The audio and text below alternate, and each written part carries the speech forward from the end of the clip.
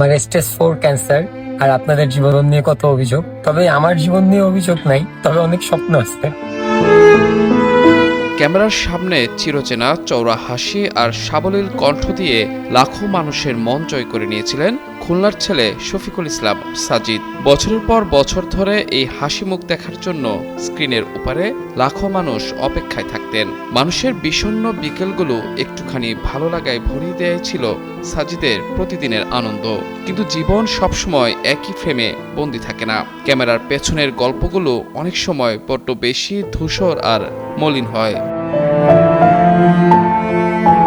কয়েক মাস আগে হাসি খুশি সাজিদের জীবন বদলে দেয় ল্যাবরেটরির একটি রিপোর্ট। লিভার ক্যান্সার এলোমেলো করে দেয় সাজিদের জীবন। যে ছেলেটি এতদিন স্ক্রিনে এসে সবাইকে হাসিয়েছে, তাকে আজ জীবন সবচেয়ে কঠিন পরীক্ষার মুখোমুখি দাঁড় করিয়ে দিয়েছে। কেমোথেরাপি, সুয়ের খোঁচা আর ফুসফুসের ইনফেকশন সাজিদকে ভেতর থেকে ভেঙে চুরমার করতে চাইল, কিন্তু দমে যাওয়ার পাত্র নয় সাজিদ। বেঁচে থাকার তীব্র আকুতি তাকে হাসপাতালের সেই কেবিন থেকে আবারও ক্যামেরার সামনে বসিয়েছে। রোগকে ভয় পাই, আল্লাহকে না। তো যখন আপনি আল্লাহকে ভয় পাবেন তখন রোগ কিছু মনে হবে না। আমি বসে কেমন হচ্ছি, মানে ফিল হচ্ছে না। হয়তো এর আফটার ইফেক্ট থাকতে পারে, কিন্তু এটা জাস্ট একটা স্লাইড। 4, 5টা 6টা মানে আমার ইমিউনোথেরাপি, কেমোথেরাপি চলতেছে, তো এখানে চলতেছে।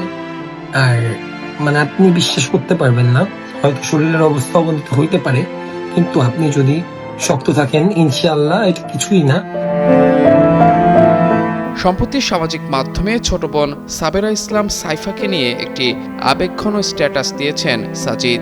সেখানে তিনি ছোট বোনের প্রতি তার ভালোবাসা এবং অসুস্থ হওয়ার পর ছোট্ট সাইফার আচরণ ব্যাখ্যা করেছেন। স্ট্যাটাসের শেষে তিনি মায়ের পর বোন আল্লাহর অনেক বড় রহমত বলে উল্লেখ করেন। এদিকে ছোট বোনকে নিয়ে সাজিদের এমন স্ট্যাটাস নেটিজেনদের মাঝে ব্যাপক সাড়া ফেলেছে। মন্তব্যের ঘরে তারা সাজিদের সুস্থতা এবং ভাই বোনের ভালোবাসা অটুট থাকার প্রার্থনা করেছেন।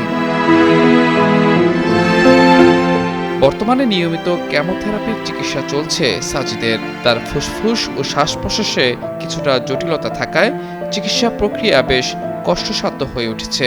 সামাজিক মাধ্যমে তার এই কঠিন লড়াইয়ে পাশে দাঁড়িয়ে তার সাহসিকতাকে অনুপ্রেরণা দিচ্ছেন ভক্তরা। মাহমুদুর রহমান, যুগান্তর নিউজ।